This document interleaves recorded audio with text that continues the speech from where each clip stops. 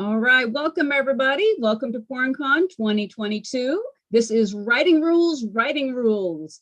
So let's get started. We have a lot of other great panels and workshops and readings and everything later in the day and tomorrow, so be sure and check those out. You also need to visit the website for some fantastic free and 99-cent books.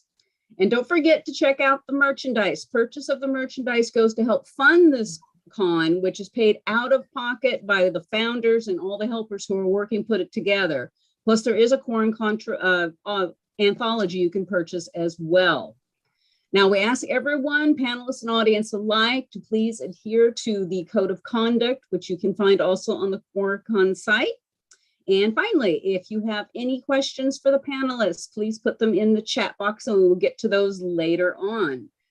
All right, let me go and introduce our panelists today. We got some great people here. Let's start with RJ, lives in the UK and his work has been nominated for loads of awards and even finally won one with the Bone Ships, first book of the Tide Child's trilogy. He likes noisy music, weird art, and even his terrible bitey cat. Connor Caplan is the author of Sword in the Street, an SPFBO semifinalist. He's a quadruplet, mentally disabled, and his short fiction also won honorable mention in the 2019 Writers of the Future contest. Gemma Creffield has worked in the publishing industry for 7 years across many departments and is the commissioning editor at Angry Robot Books right now. L Greylock is the author of God Forged Chronicles series and the Song of the Ash Tree trilogy. She is a full-time freelance editor as Taya Latham, who also coaches ice hockey and owns too many shoes. And last but not least, we have Phil Williams. He's the author of fantasy, dystopian, and horror mashups, including the Orgshaw urban fantasy thrillers. He also writes reference books to help foreign learners master the nuances of English. And he lives on the Sussex coast with his wife and an impossibly fluffy dog. Welcome, everybody. All right, let's dive into the questions. We've got some good ones here. We're going to start with kind of a little two-parter. What's the most important rule of writing and which writing rules seem okay to break? I have a two-part. Who wants to jump in with that? I'll go first because I'm first on the thing. The only rule that I think is really important is finish stuff, because if you don't finish it, that's it. And as for breaking rules, all of them, I'm not a fan. I used to have so much trouble writing because I'd read about what people were doing and think, oh, I should be doing that, and I'd try and do it and I wouldn't get anywhere. And then an author called Chas Brenchley said the best thing I've ever heard, and they just said, what works is what works for you. And it was the most freeing thing I've ever heard. And I stopped listening to other people and I started writing things that felt right to me. And that was the point it all clicked in for me. So I'm generally not a rules person. I don't like being told what to do. So that would be my answer to that one. I'm sure your editor's really happy with that. She does tell me off. I'd read told what to do. Yeah, I'd read well, editing's different because that's a conversation. Sure. Yeah. We are still telling you what to do. Yeah. She is still sometimes. Well, I listen to her. More subtle. It's more subtle. Yeah, it's mental control from my editor. Are you sure this is a good idea? Do you maybe think you might want to try it like this? Yes. Yeah. But I did say, I said to her, I'd been reading a lot of Cormac McCarthy, and I was thinking of, and I got that far, and she just went, no. So, you're using punctuation, keep it in. All right. Connor?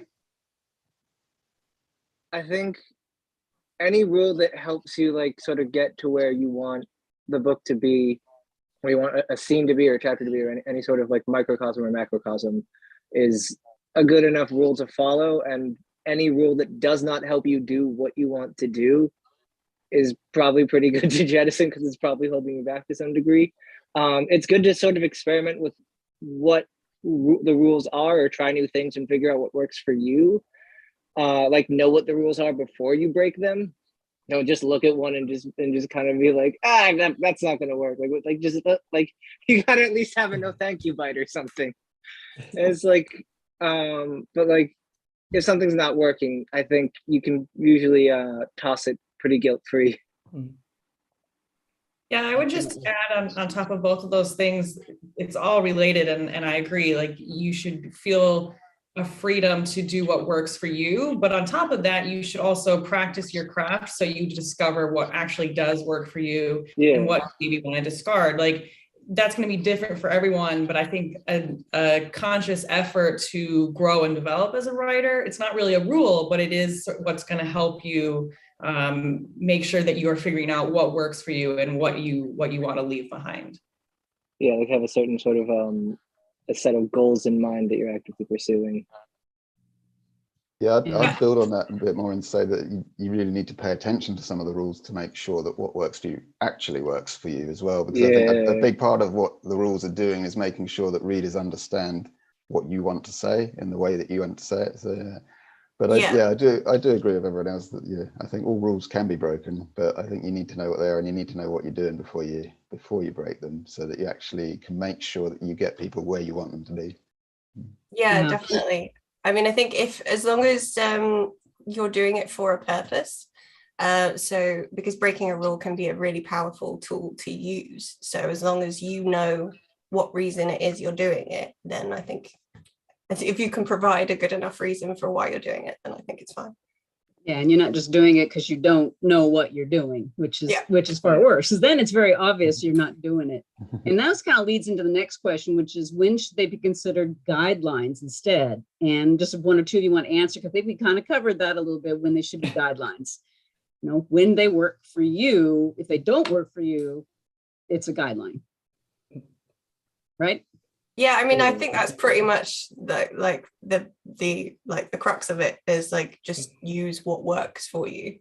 And I don't think there are any rules that are really hard and fast, because everything is changeable in some way. So yeah, okay, maybe all of them. Should we just say they're all guidelines? All guidelines. I would probably get so. I can do it on a grammar-based level. This is like I spend a lot of time. I've got quite a popular website about this sort of thing, where I basically go into great detail about grammar rules and tell people why they're there, and then I tell people why they're not always true. And I get people get really angry about this, because like there's grammarians out there who will tell me it has to be this, you can never change it. They get really angry. But I'm out there telling people no, because people don't talk that way.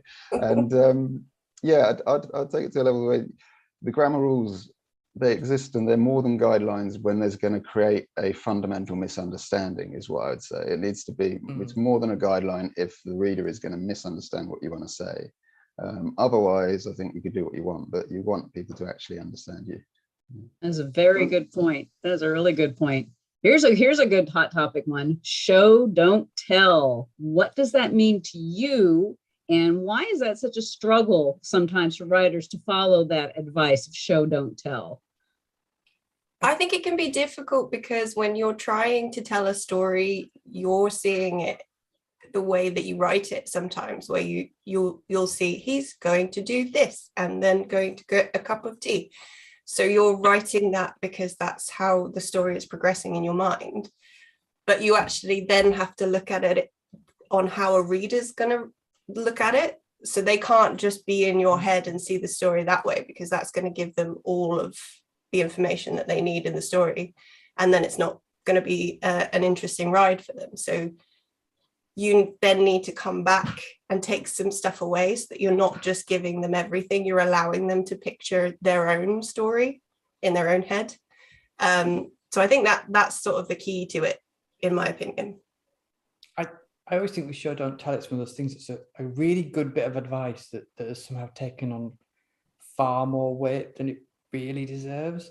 Because sometimes you should just tell. Sometimes it's just, you don't need to fill 3 pages of somebody crossing a town. You can just say, yeah, they went across town. Or you can just tell the reader, because it's not that important. And it's like all things, it's about picking your moment. And I think a lot of it you just learn through repetition about when it applies. But I think it's a mistake to apply it as an absolutely hard rule that you should show everything, because then your book will be like 1,000 pages which is I'm And obviously that is not expensive to print. So. Yes. I think it comes down to also a question of immersion. And like, we tend to think of showing as how we are going to immerse our readers.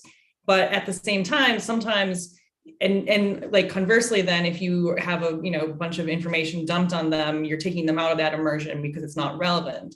But I think on the other hand, sometimes you preserve your immersion better actually within a particular moment or whatever, by being just really succinct and putting that information out there in a really clear way, as opposed to going through a more convoluted showing of whatever. So I think actually, like, we think about immersion as all about showing, but sometimes the best way to keep your reader immersed is to tell when you need to.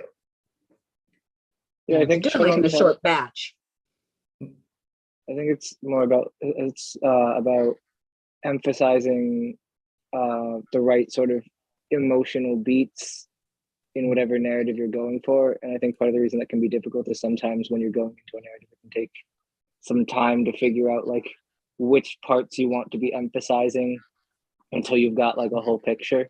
I mean, at least for me, sometimes it's a lot clearer, like, oh, okay, I got to dial it back more in this revision than it is to know in the first draft which sort of moments need more weight. It's a miracle anyone ever learns to write a book, because all the rules come down to, well, this is exactly what you should do, apart from when you shouldn't. Yeah. Isn't that just like, that's the only rule for writing, surely. That summed it up really, really well. Yeah, really well.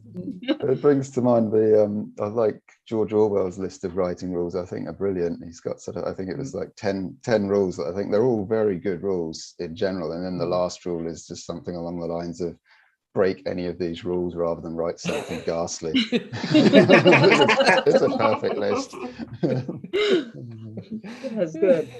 All right, we're gonna move on to author Elmore Leonard says, keep your exclamation points under control. You're allowed no more than 2 or 3 per 100,000 words of prose.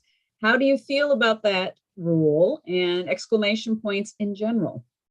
I love exclamation points. That's the best punctuation. Isn't that in like everybody's password? You know, when they say you have to put a special character at the end, exclamation mark. Everyone loves it. That's true. I'm personally fully in Elmore's corner here. I don't like them. At all? Do you not exclaim anything? It's rare. I think you want to give it enough weight. If you use them too much, like anything, right? Like you want it to be distinctive and have meaning. And so I think for me, the number of exclamation points that can be meaningful is low. I understand it's different for different people, obviously, and depending on the type of book your story you're telling and the type of book and all that. But for me personally, I avoid them as much as possible.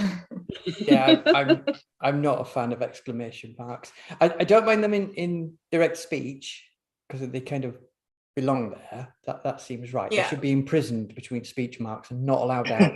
That is my view. But if I've been writing something and I go back to it and I find exclamation marks in the text, I always think, and this is very personal, this is not criticism because we all write differently, that the text should be doing that work, not the exclamation mark, and that I've been lazy. Very true, yeah. So I should be doing it better. So I take them out because I know it's a crutch that I can rely on. And then, there's a monster. Can we be a bit more subtle, RJ? Possibly. So that's I'm not a fan. But yeah, in speech. I agree totally with that. My little girl is just learning about exclamation marks, and she's been told that you need to shout it at the end. So whenever she comes across one, she'll read it normally and then go, oh, and then there was a monster. Really loud. So at the moment, I'm not enjoying exclamation marks. We do an occasional quiz where we have authors try and identify books by 1-star reviews of books. Oh, that's really so fun. Yeah, and we were meant to do it at Christmas for them, but we didn't get to because of COVID. But all 1-star reviews, like 9 out of 10 of them, exclamation marks, and it makes them sound really happy. It's absolutely terrible. It's really weird. was going to use that actually as part of my point. I was going to say that exclamation points to me a lot of the time feel a bit like someone laughing at their own joke. I find that it's forcing the issue, like if your text's not doing the work. But I agree totally. I think that I use them tons in dialogue. If they're in dialogue, I think that's great. But in prose, I almost never use them. But on the other hand, I use them all the time in emails because because you can't appear aggressive in email. Show don't tell is not necessarily the advice you want to use when like drafting an email. No, definitely not. Don't want to be vague about that. All right, well, let's put the exclamation point in punctuation jail right now, because I guess that's where it needs to go. We've all heard write what you know. For those who write speculative fiction, which is a lot of us here, how can one do that? And talk about the fallacy and the truth in that statement of write what you know. I always think that speculative fiction lends itself so well to like real emotions, because you can put real emotions in the background of in a background of speculative. So everything that is happening to the characters is real, just the only thing that's speculative is the world they're in. So I would definitely say that you're writing what you know from that, because those are emotions that you've been through at some point in your life, or maybe it's even a conversation you've had with somebody at some point in your life, and those sort of come through without you even realizing at times. Yeah, I'm with Gemma on that I always see write what you know as an emotional truth, not telling you about my actual experiences with dragons and my sailing experience. I want to know your actual experiences with dragons. Come on. Actual experience with dragons were terrifying, Gemma. They're unfriendly. Exclamation mark. Yes.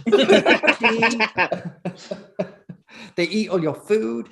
No, but it's like I've never been on a tall sailing ship, but I've sold it in my book because people who have written to me, and that's because I'm not writing about being on a tall sailing ship. I'm writing about my absolute terror of the sea and the fact that I know everything in it wants to eat me.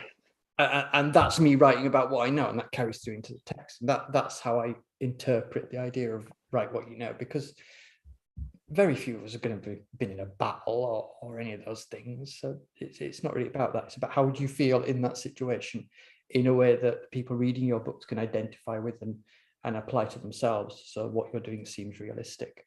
God, that seemed quite good for me.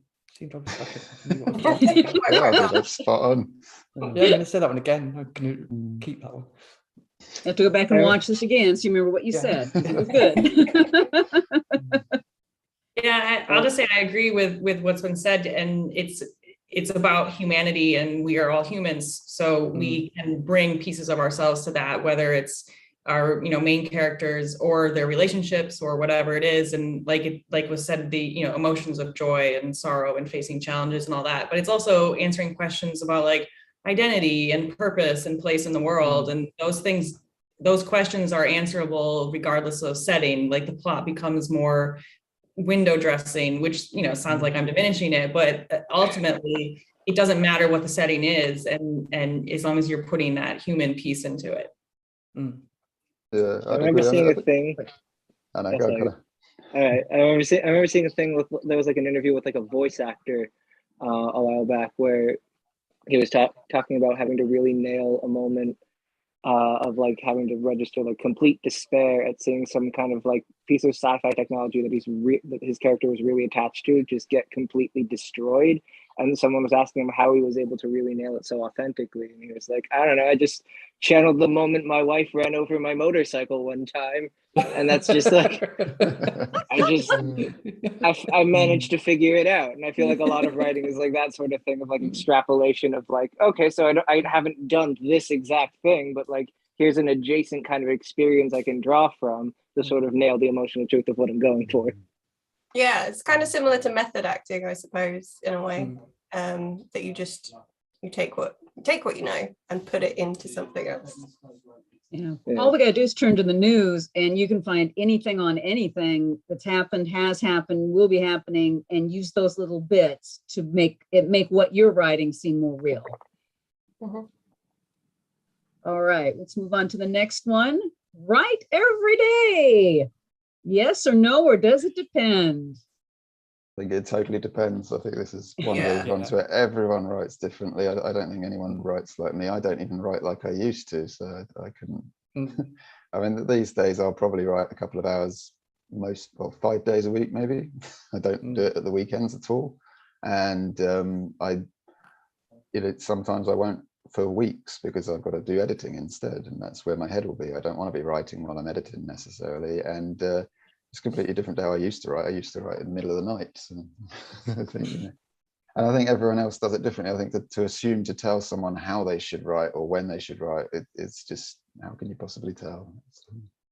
Assuming you know a lot about someone's life, because like not everyone, Yeah. I feel like being able to write every day is like a privilege and not everyone has, because not everyone has like that much free time every day.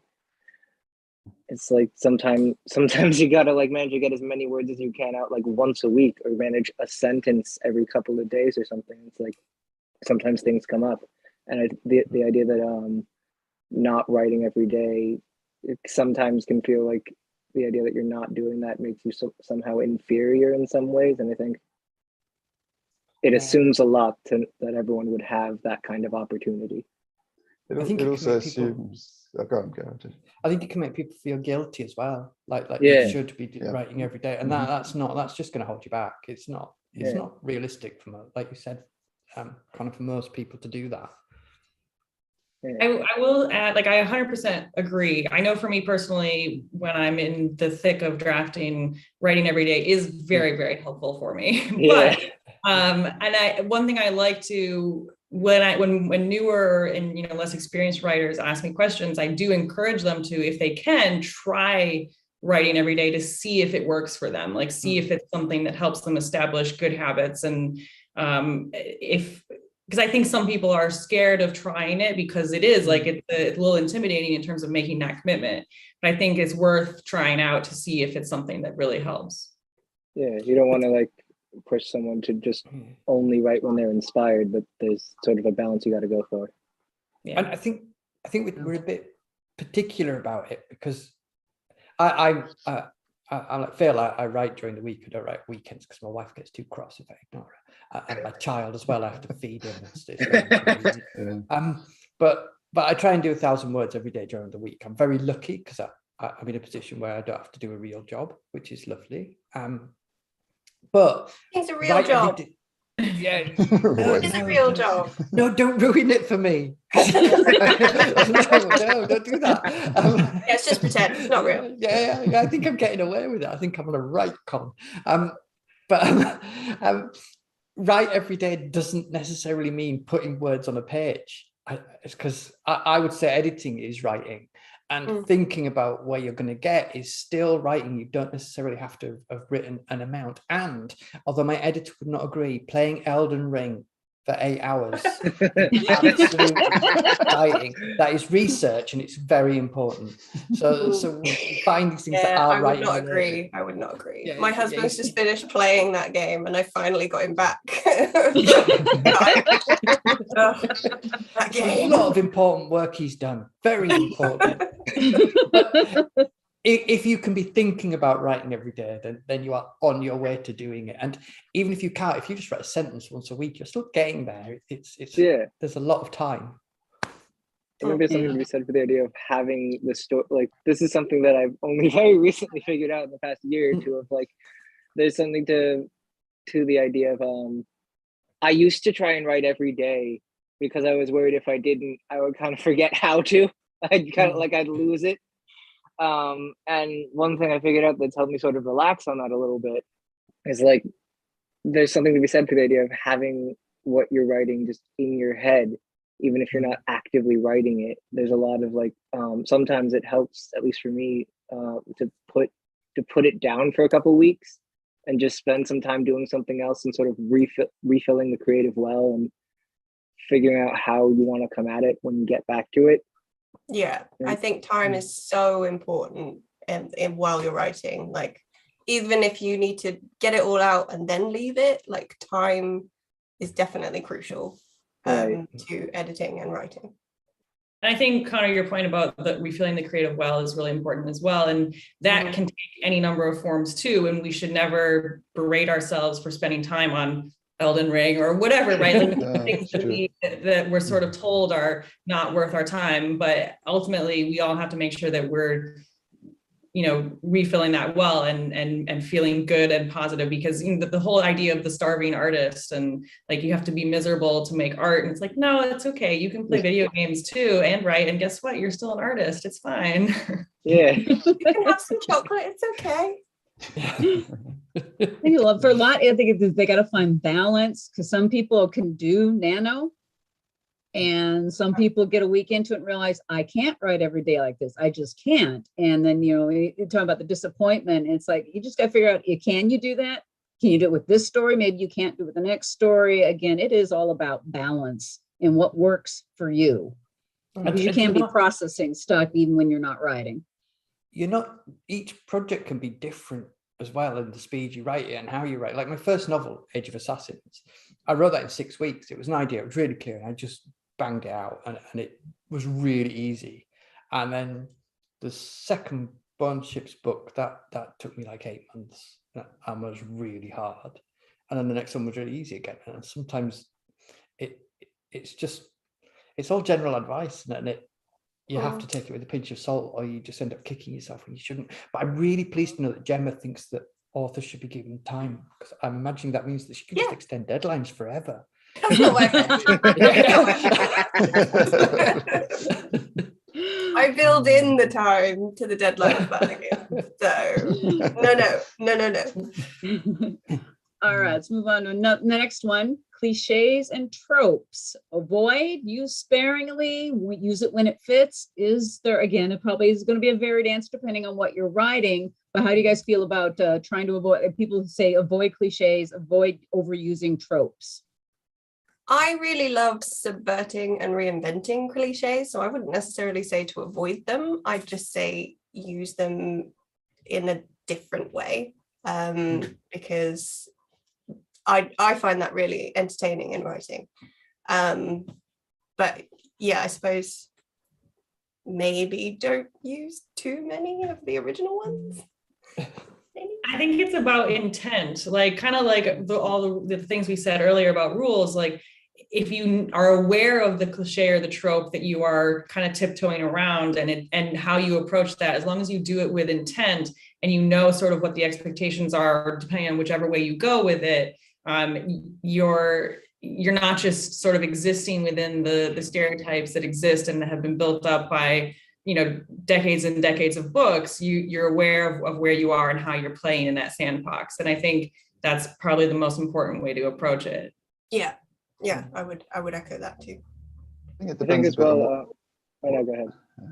I don't know, I've interrupted you enough times on this. I think it depends a bit on sort of what level you're looking at it as well, because I think certainly if you're looking at cliches in language, like cliched metaphors and stuff, a lot of the time they're always going to sound a bit tacky, like they're so overused that you don't want to go near them. But if you're looking a bit further back at tropes in story and the way stories are structured, sometimes that's exactly what you want to be doing. You want to be nailing what people expect, because that's what readers want. And if you subvert it too much, you end up doing something that no one really wants, or that doesn't engage people in the right way. So I think it's important to sort of be aware of why they're tropes or why they're cliches. And if it's cliche because it's overused, that's one thing. If it's a trope because that's the way the story goes, or that's the way that stories engage people, then you want to be looking to hit that, which is something I don't do very well. I've been trying to write things that are really original for many years, and I've got to the point where I'm like, this isn't actually what people want. So you've got to go back and just write something that everyone else has already written. But it's about finding that structure that works, and it's not necessarily because it's original, or a lot of the time it's not because it's original. It's going to be finding a way to make it engage people in an original way, maybe, but not necessarily changing it. Yeah, I mean, there's an audience for those kinds of things for a reason. Like, people enjoy those kinds of stories told over and over. So it's not always. I think it's really important to it's paying attention to cliches and tropes too much, like while you're writing, I think is one of the easiest ways to like kill creativity. it's very easy to get hung up on. Like, as an example, there was the book that I'm currently working on. I had thought I had it all done and everything, and I had sent it to someone to get an opinion on it, and she got it back to me, and it was just sort of like, what are you doing? Nothing has happened in this book. Everything is happening at this guy, and he's like, and we started talking about why it had happened, and it got to a point where it was like, oh, every time I found something interesting that was going to happen, I sort of flinched away from it because I was worried it was going to fit like a cliche or a trope. And like this person was just sort of walking me through it. Like sometimes people just need to see a bar fight. Like that's just like the kind of thing that they want in this book.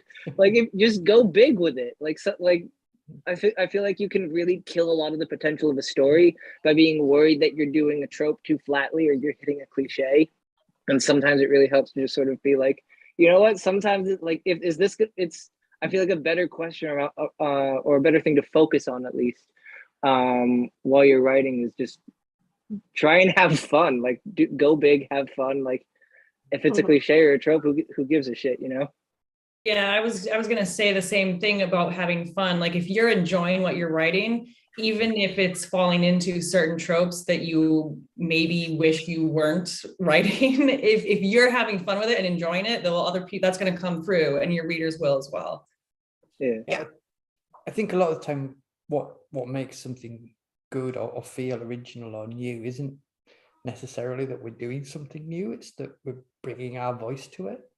And I think as a writer, that's more important, that you bring your voice to something. You could do I talked to someone and he was gutted because he like got halfway through a book and then he said, oh, and someone wrote this 20 years ago. And I was like, well, someone probably did it 20 years before that, and they probably did it last year. And it doesn't matter because it's your version of it. And that's what makes it interesting.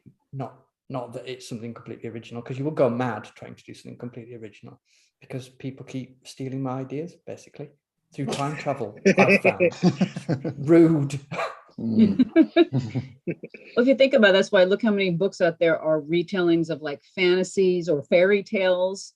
And, you know, it's a similar story. I mean, we've even got one coming out later this year that's a Beauty and the Beast retelling. But again, it depends on your spin on it, how you can change things up so it's a little bit different than what people are expecting, but it still falls into what they want in that fairy tale or retelling. Yeah. All right. Here's another question. How do the rules change depending on genre or even context? Do you think there are certain writing rules that apply more to certain genres or would apply more to a certain situation? I think you're keeping track of a certain amount. Genre is like a collection of sort of promises that you kind of like, you don't need to fulfill, but there are a certain amount of expectations that go with it. You could debate endlessly whether or not you can even have a fantasy without magic, but the idea that like that's even a debate sort of proves that magic is a kind of element that's like around in fantasy, and the exclusion of it is enough to sort of provoke that kind of debate.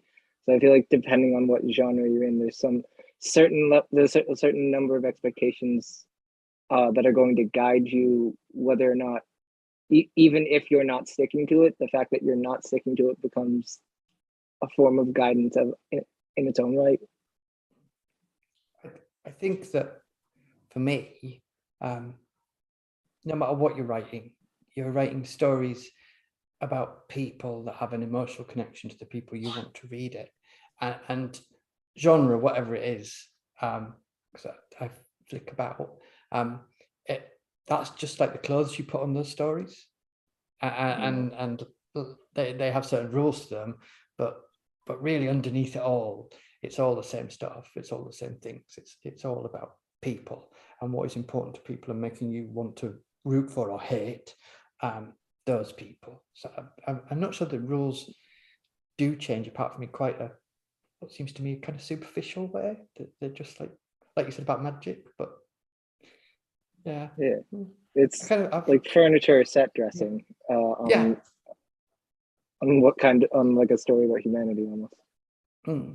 I would say that I think that people like literary fiction, I think there's sort of an expectation of breaking more rules and that you can maybe get away with like RJ, you mentioned Cormac McCarthy earlier. He's a prime example of someone who gets away. I mean, he's very good at what he does, but I think, an author trying to break into speculative fiction who doesn't use punctuation is going to be met, I think, with more resistance than he was when he, came into the literary fiction world. So I think that, there's sort of an expectation of like pushing boundaries in literary fiction, and some leeway is given there that isn't given elsewhere.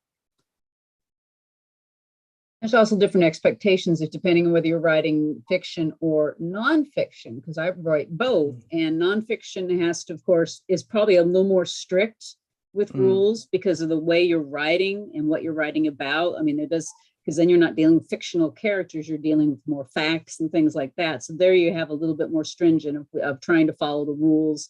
You can still end with a whiff at the end of the sentence, and I'm okay with that if it works. All right, we got one more question we're going to do before we go to some questions in the chat, because we are starting to get some, which is nice. This one will be a fun one. How many edits should you go through before going on submission? Ooh, that's a tricky one. Because I think Gemma's got to be so careful answering this. Yeah, little bit. We should all just say one. Just send your first draft to Gemma. That's what we should. Yeah, please don't do that. I mean, I think it definitely depends on the book itself. Like sometimes things are, like RJ was saying, with the writing process, sometimes you can just knock it out and it fits how you want it to fit. Other times you have to keep revising it because it's not quite going the way you want it to. And it also depends on how you are as a writer, because some people will edit as they go. Some people will write it all, then edit it, then write it again, then edit it. So I think, I couldn't really say necessarily. I think you just sort of have to have a feeling in yourself of, do you know what? This is where I'm happy with this. This is where I want it to be. And I hope it's going to connect with someone. So I think you just sort of have to have that feeling inside yourself before you go out. I'd say it's going to be a deeply personal thing, because it depends on exactly how people edit it. But I'd say as a general guideline, I'd aim for getting it as good as you think you can get it on your own. And that's going to be different for everyone, how many edits that takes. But I'd say as many edits as you need to get to a stage where you feel it's in that state where you're going to get a law of diminishing returns after a while. You keep on editing and it's not going to get better. But that's the point where I think it's time to send it out. Sorry, go ahead, RJ. No, carry on, Tay. Okay. I was just going to say about the diminishing returns. I think that we all hear stories about those writers who tinker with their manuscripts forever and ever and ever and ever, and it's never getting better after a certain point, and you might even make it worse after a certain point. I think there's a lot of value in knowing when to walk away and say it's done. It's where it is and it's what it is. And at this point, I need editors, whether I'm self-publishing or trad publishing, I need someone to help me work out those final steps along the way. And I think, you have to have a willingness to let go of it. I think there's different levels of submission as well. Because if you're sending out your manuscript for agents and you want it as good as you can get it, and you're best probably doing it in small batches, because then if you send it out and it doesn't get anything, then you can look at it, and that bit of time that you've had might give you time to go through it again. But it is when you feel it's right. But if you're signed for a trilogy to a publisher, it's great because your first one has to be as good as possible, and your second one you could just be like, I did some words and I finished at 3 o'clock last night when I was drunk. Here you are, editor. Because it's all signed to a contract now, so they have to make it good. It's their job. Yeah, just here you go. Here's a big pile of poo, but it's in the contract, so you fix it. Can you sort this out for me, please? It's rubbish. I usually don't do that. No, please don't. Don't do it. I generally, because I'll be on deadlines, so I have to write to it, but I don't get a choice of how good it's going to be. I send a second or third draft to my editor. Is usually what she gets, and I don't know what she did in her past life to deserve that. But she manages. What you mean, RJ, is that the second and third books are more collaborative with your editors. Yeah, they're much more when you've signed on for 3 books. Yeah, that's what you mean, isn't it? Yeah. I'm writing that down. Collaborative. Next time I email Jenna. Yeah. definitely think it helps to have somebody else, you get it edited to that point where you've done all you can done. I have one of my authors that says once he starts changing things back to where they were in the original first draft, and he's like, okay, I've gone too far. It's as far as I can take it. And I do think it helps to have somebody else, critique partners, copy editor, or full editor, depending, to help you pass that stage when you get to the point where it's as good as you can possibly get. When we take submissions at Dancing Press, I ask, who are your critique partners and editors, not because I'm really going to check up on it. I just want to know that person was serious enough to take it to that next level. So I'm not getting the giant pile of poo of, well, this is as good as it gets. Have fun. It can save you so much time to have that perspective as well. I think that you sometimes you can be working at something for months and months trying to work out a problem. You send it to someone, and then in like an hour they look, well, have you thought about this? And you're like, and it's, yeah, of course. Love those moments. All right, we got a couple questions in the chat. I'm going to jump in and take a peek. All right, how much does style affect which rules you follow and don't? And is that sort of what style is? And this is James asking. How much does style affect what rules you follow and don't? Is that in terms of genre or? Well, he asks, is that sort of what style is? You just have to define style style. would be kind of like, yeah, I'm a bit confused about the style. I mean, I'd say style in general is the rules you've chosen. That's when you, I mean, as a copy editor, that's what you're doing. You produce a style sheet. It is what is specific to this work. It's the guidelines that you've chosen to set in place that are questionable. So it's what you've developed within that project, I guess.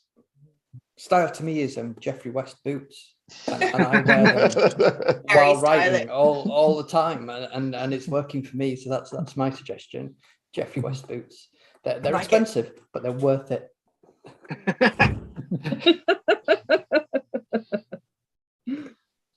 All right, let's see if there's any others. Actually, it was more, he clarified later, author style or voice. So how much does voice affect what rules you follow? Let's try it with that. Voice. I think that's a little bit difficult because any book that you write is going to have your voice.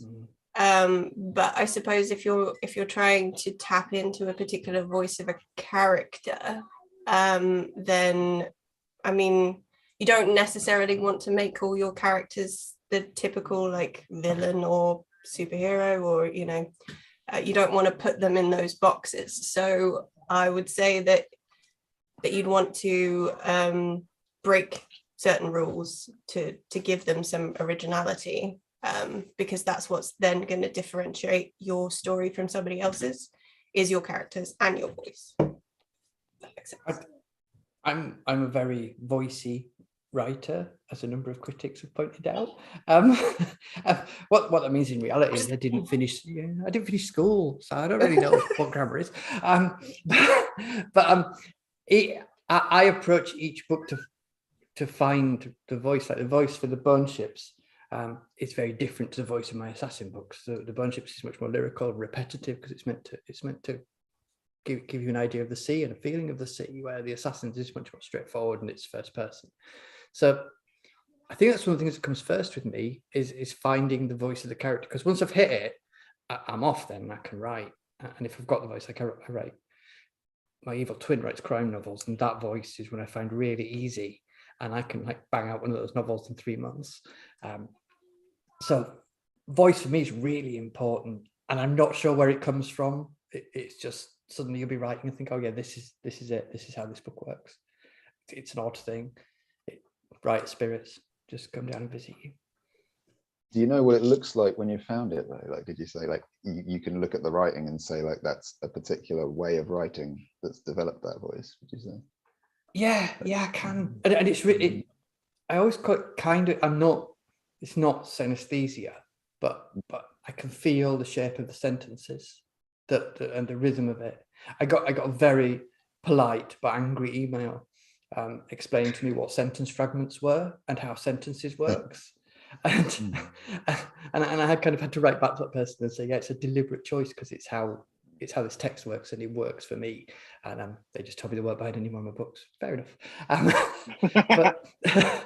But yeah, it is it's a feeling, and it's really weird.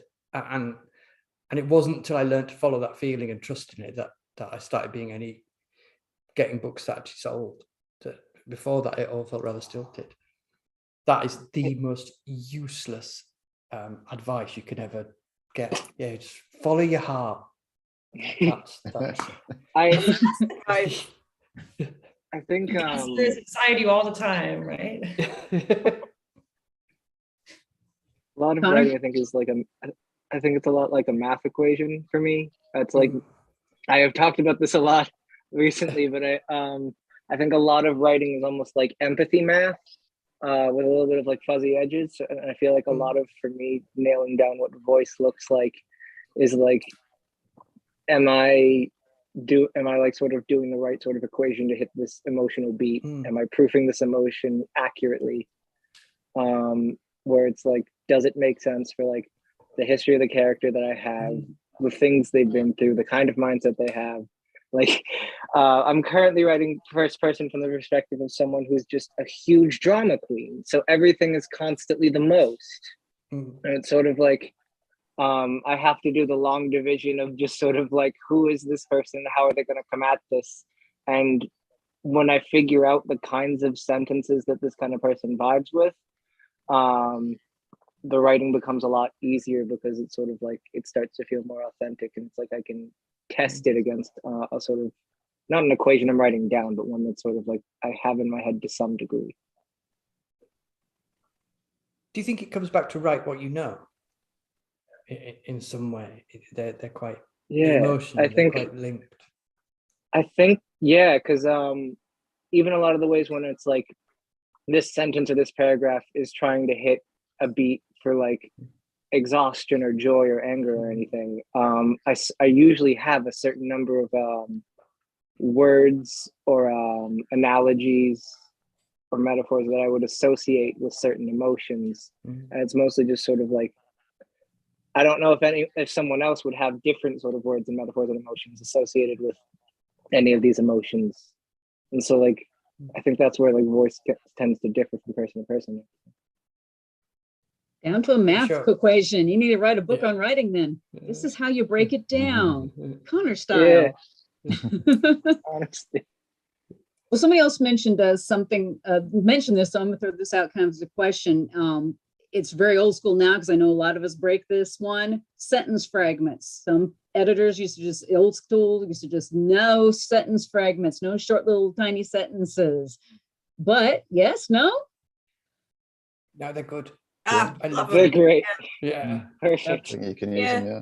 Change up the style, like as long as it's not a whole book of sentences this big, like, you know, like, they can be powerful. So yeah, definitely, I think use them. I'm not like, I love grammar as a editor anyway, but I'm very up for those rules to be broken, because I think it has, like RJ was saying, it lends itself well to a particular voice, to a particular character.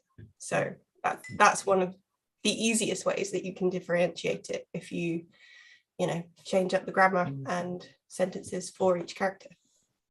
I would say the same is true of run-on sentences. Like, those are two things we're taught very early on to never, ever, ever do, but they can convey so much in terms of voice. And even I would say, like, visually on the page, like for me, reading is a visual activity in the sense of like how much white space there is, or like how long the paragraphs are. And if there are individual paragraphs that are just one sentence or whatever, that conveys something to my brain as well. I think if you use your sentence fragments and run-on sentences appropriately in that way as well, you're creating like another layer to the story. Mm-hmm. Yeah. I think fragments are a lot easier to get away with. I think run-on sentences people can mistake a bit more, but I think a good example I'm thinking is Elmore Leonard does this a lot. I'm not sure if it's just in some of the books of his I've read, or if he does it all the time, but there's certain books of his where he just has loads and loads of comma splicing. It's just constant run-on sentences, and they work. They're brilliant. It's just, and you'll read it and you'll go away saying, this is how to write, and then you write it and you send it to an editor and they'll tell you, this is awful. What have you done? No. It's like I was trying to copy Elmore Leonard. But no, he does it well. So you do need to know what you're doing. Yeah. So he's saying commas are good, exclamation points bad. That's what we're taking from this, huh? I like really long sentences. My editor said to me, there were some very long sentences in this. And I said, yeah, it's right. It's the style of the thing. And then I had to actually read it to people reading, and I nearly died. Oh, I bet that really wouldn't it? Just getting bright red. Yeah. So maybe I've cut down for the next book slightly shorter sentences. Was your editor in the corner just going like, ooh, Laughing? ooh, I told you. James had another question, and I'm going to kind of paraphrase this. This is about published authors offering unsolicited writing advice. How do you feel about that? I mean, we like it, don't we? We're all here. Yeah. I think that's what we're getting right now. Yeah. I don't know if I would call this one unsolicited. We weren't like ambushed by Zoom, like get in.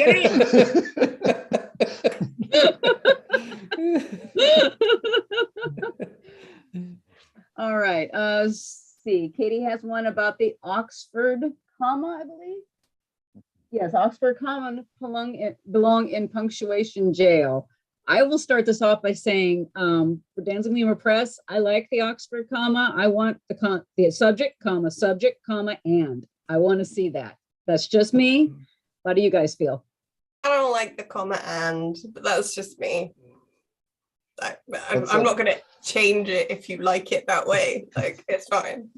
It's so easy to argue both ways, though. Sometimes the comma will completely change the meaning of a sentence. So yeah, you need it sometimes you don't.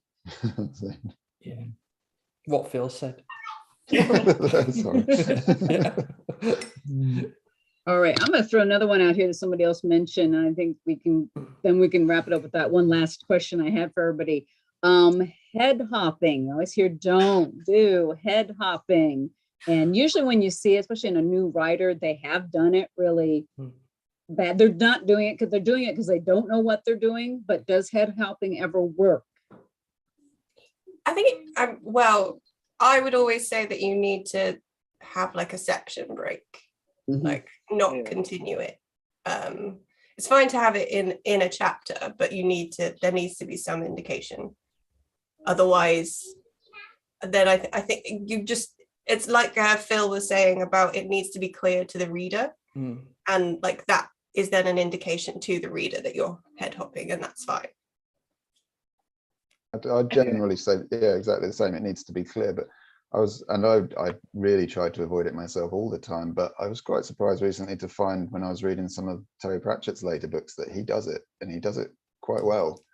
Yeah. And he'll just, in the middle of a Terry scene, Pratchett does something? yeah, in the middle of a scene, changes to a different character. There's another one where you shouldn't try and copy it though, because I imagine most people probably wouldn't do it well. But it was interesting to read that and see him do it, because I don't think I've seen any other examples where I'd really think it's done very well. I mean, I've got examples where people have done it deliberately and it's confusing probably because they wanted it to be. Such as the Illuminatus trilogy is a good example of that. It That's what I was about to say. A sentence. But Terry Pratchett actually does it in a very seamless and quite natural way. But it will go from one paragraph to another, and you'll just realize this is suddenly someone else's perspective. I tend to write from one point of view, either the very close third person or first person. But so I don't really have the opportunity to do it. But I was going to mention the Illuminatus trilogy because I loved it in that I was completely confused when 1 minute I'm a dolphin and then I'm a person. But I really liked it. I'm probably going to try it one day, just to upset Jenny. Oh, I thought you meant being a woman then a dolphin. And I was like, okay. I didn't know that we could do that. Okay, I'll be a dolphin. Yeah. All right, we are getting close to 5 minutes here, so we're going to go for the last question, and then I'll go ahead and wrap it up and everything. We decided we're going to make this a two-parter to make it fun. Number one, what writing rule makes you crazy as a writer, and what writing rule that gets broken makes you crazy as a reader? Somebody jump in on that. Two-parter. I'm really bad. Generally, anyone who tells me that you must not do that thing in a kind of, I know, and this is an absolute rule, no matter what that thing is, my immediate reaction is, yeah, but there must be a way. I just don't like being told what to do. Basically, it's not about What what it the boils saying down is. to, right? Yeah. What you said at the beginning, I don't like being told what to do. No, it is, and it's a challenge, isn't it? I mean, as a writer, your whole life is people saying no to you, and then having to get past that and challenging it. So you just carry on with that. So I got distracted. It's like if someone tells me like you can never do second person, it's like, well, shit. Now I want to try. Like, what do you mean? Who the hell are you? It's like, oh, man, I'm with RJ on this one. Yeah, I'm not sure I'm there's the same. anything. I can't think of anything that people do consistently that annoys me. Although you might see more coming through. Sure, yeah, I mean, like published work. Published. Published. Oh, we could talk about the amateur stuff too. It Yeah, I grates mean, me I when I guess- see. Oh, go on. Oh no, sorry, Phil, you carry on. It grates me when I see people coming up with the grammar rules and stuff and saying, because I say I've got a website and I get people coming to me saying these sort of things where you cannot use the grammar in this way. And sometimes they've got a perfectly valid reason for it. This is about how the rule should work. But at the same time, that's just not true, because you can use the grammar in that way. As I'm the same, I guess, as RJ, but I do it from a more, from a very, I guess, what's the word, micro level. I'm looking at how sentences work. If someone says you can't do this, I'm going to break that sentence apart and say, well, actually you can, because this is why. And I've got sort of whole articles on my website about this that is literally just explaining why. One of the most popular ones, I'm trying to think, which is it? One of the most popular web pages, it's just got so many comments on it, is people disagreeing. There's a couple. There's one about people disagreeing the way we say this week and next week. And there's another about how do you answer a negative question? Should it be positive or negative? And I've written a whole article saying it can be either, and here's why. And I'm explaining it. and I'm saying grammatically, it can be both. And I explain why, because I think that kind of thing really interests me, because people do use it both ways, and you can explain it. So, Yeah, I mean, I think something that comes from unpublished newbie writers quite often is the head hopping, but the point of view slip, where they they've trained it onto one person and then accidentally gone into the head and then come back to the original person. So that's something that happens a lot, that is, you know, easy enough to fix. But I do see that a lot. And from my end, what I usually end up seeing is one thing that drives me crazy, is just constant passive voice, just constantly to be, has, was, just like a whole 2-3 paragraphs in a row, just loaded with that. I mean, that author's going to get a, okay, what can you do to make this more active and eliminate some of those was's, please? You know, that probably drives me more crazy, just to see it, you know, especially when they've been doing really good. And all of a sudden there's just this, he was, to be, there's just this constant passive voice all through a whole section. I'm like, no, you can do that. You can go back. And again, it's kind of the showing, don't tell. You can make it a little more active by removing some of that. Like, so that's a pet peeve, just because that's something I see a lot, and that drives me nuts. All right, we are down to the last minute, so we're just going to wrap up. So I would like to thank everybody that has tuned in for this, to Writing Rules. We've had some fun with this, and I hope everybody else has learned something in it as well. Now, to find out about each of these panelists, you can go to the QuaranCon website and click on panelists and click on their name and then list the websites and everything. The next panel that comes up at 1 o'clock Eastern Standard Time is a mythological creature feature moderated by E.M. Faulds. The panelists are Alex Dunn, Gareth Hanrahan, Susanna Imaginario, Patricia A. Jackson, Daniel Potter, and Kevin Potter. So I hope I didn't get anybody's name wrong on that. So definitely tune into that and check out the rest of them. But good day, everyone. Thank you. Thanks so much. thank you. Bye. Thank you. Bye. All right, I'm going to turn off my video and then